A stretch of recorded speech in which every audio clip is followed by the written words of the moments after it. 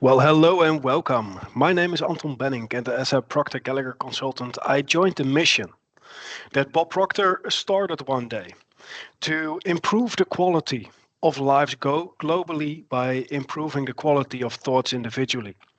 And so Bob Proctor told so many people over the years, if you can tell me what you want, I can show you how to get it. And nowadays, I say it to you as well, because I work with this legendary material to be able to help people improve the quality of their lives, improve the quality of their business, improve the quality of their results, improve the quality of their emotional state of being, and absolutely love life in the process. Bob Proctor said it in such a funny way in one of his seminars. Like, when you start working with this material, you start to feel happier. And after a while, you keep studying it and you feel happier even more. And you feel better even more. And you keep studying it and you feel happier even more. And then you feel so happy, you're like, I don't think I could possibly ever feel happier than this. And then you continue working with this material and developing and discovering yourself, and you feel even happier. And that is exactly what I believe life is all about. To be a joyful experience, to love it, to embrace it, to be happy throughout it. And the way that we can be happy in life, in the process of life, is by doing what it is that we love to do, being in alignment with what it is that our purpose is. And throughout the past episodes of this Mastershow, what I've been sharing with a lot of you is this idea of what it is that you really want. Because first and foremost, you got to know what it is that you want. And a lot of people might say, yeah, but I don't know what it is that I want. And I don't believe that is necessarily true. Because I do believe most people do know what it is that they want, but there's a little seedling of fear holding them back in actually expressing that. So if that is such a difficult objective for you, what you can do is step back and pose yourself the opposite question. And the opposite question to that is very simple and very forceful. What do you not want? And when you realize what it is that you not want, you can use the law of polarity, the law of opposites. And usually the thing that it is that we really want is the exact opposite to what it is that we don't want from life. So now you have a way to realize what it is that you want. Because if you can tell us what you want, we can show you how to get it. But deciding on what you want is an intellectual exercise. And once you know what it is, we are about 100% sure that if you're willing and able to do the work, you can get those results. Because creating the creative process in this universe is predetermined. It is based upon natural laws of this universe. The same way that the seed of a carrot grows into a carrot, the same way that an acorn grows into an oak tree, the same way that a human baby grows into an adult. It is lawful process. And one of these natural laws of the universe is something that I wanted to talk to you about today. It is the law of vacuum prosperity. And the law of vacuum prosperity states that, very simply, there where you are holding on to something in your life, there is no place for something else. If I put these bananas somewhere, there where I put the bananas, there is no place to put something else. And that is a mistake so many people make in their lives, that they try to accumulate things and then they hold on to it. But as long as you hold on to something that you already have, you don't are not creating the space in your life for the even better things that you might desire.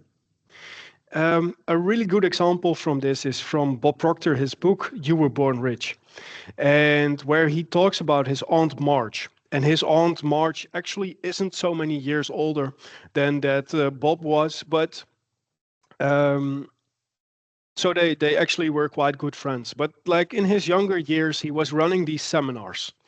And Marge and her husband Don visited several of these seminars. And eventually one day Bob visited them for a cup of coffee, just to come over on a visit.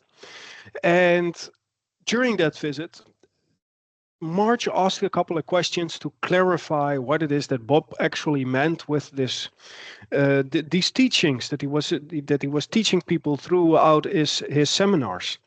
And because she was like, for example, I really hate the curtains, the drapes hanging in our living room.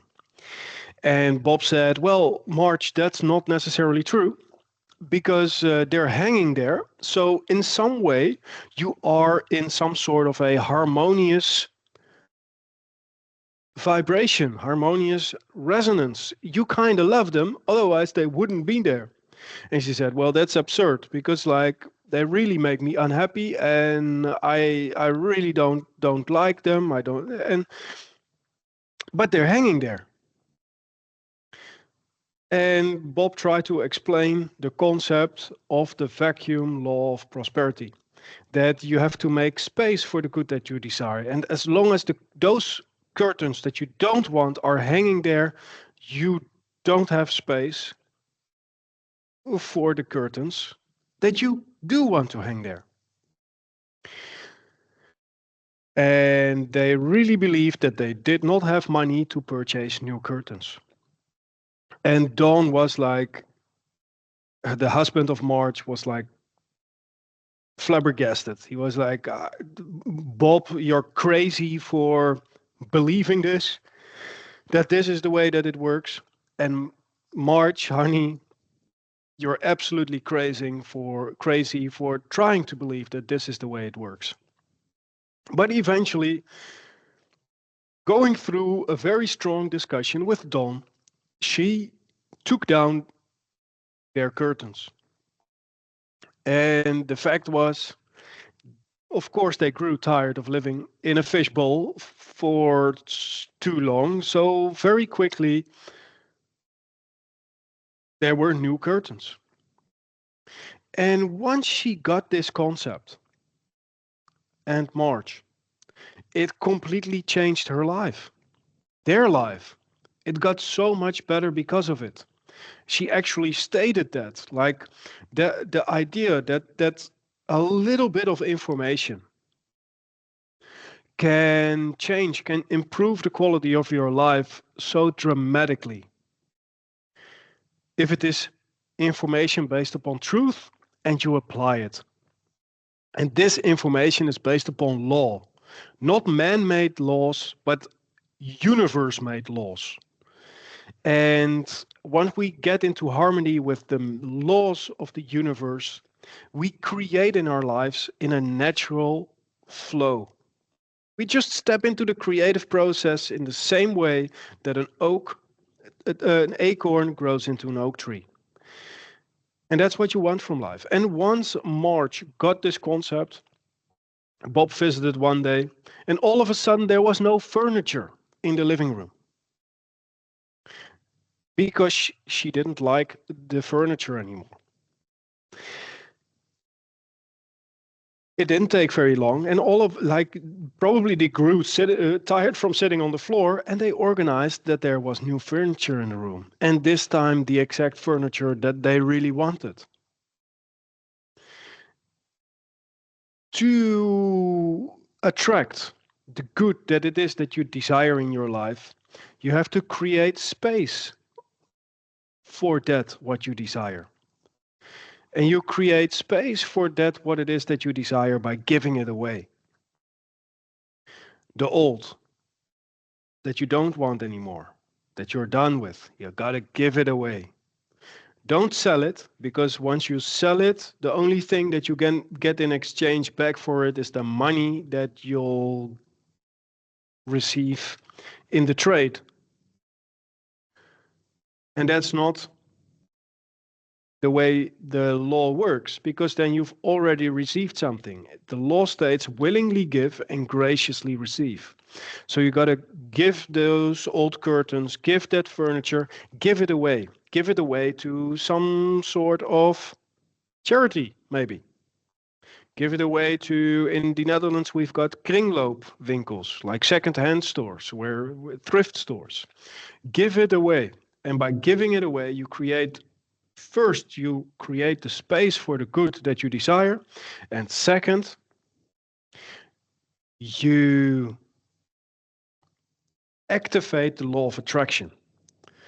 By giving it away, you can willingly give and afterwards graciously receive the good that you desire, because you made the space for it now and you activated the law of attraction by the giving process. At some point, Don and Marge grew tired of their house. So they got rid of their house. I suppose they sold their house though. But after selling their house, only then there was space for a new house. And they got themselves the exact house that they wanted. And one day Bob visited this house. And when he visited this house, he was like, hey, there's an empty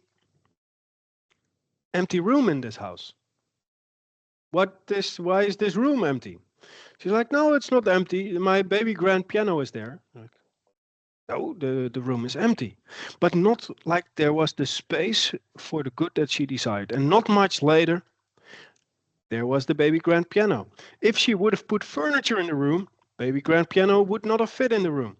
And that's the way the law of vacuum prosperity works. You gotta make room for the good that it is that you desire in your life.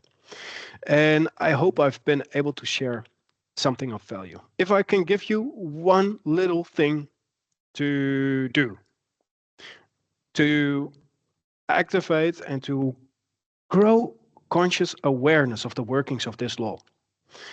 Somewhere this week, schedule it. Go to your wardrobe, your clothing closet, and empty it out and give it away, get rid of all the clothing that you don't wear, that you don't use, that you don't like. Some of the clothing, like, they might feel stuck to the cupboard. You can barely get them out because you paid a lot of money for it. But you never wear it. And it takes up space in the closet. And notice it. It won't be for too long. And the closet will be full again. And this time with the exact clothing that you want. The way that you want to see yourself dressed.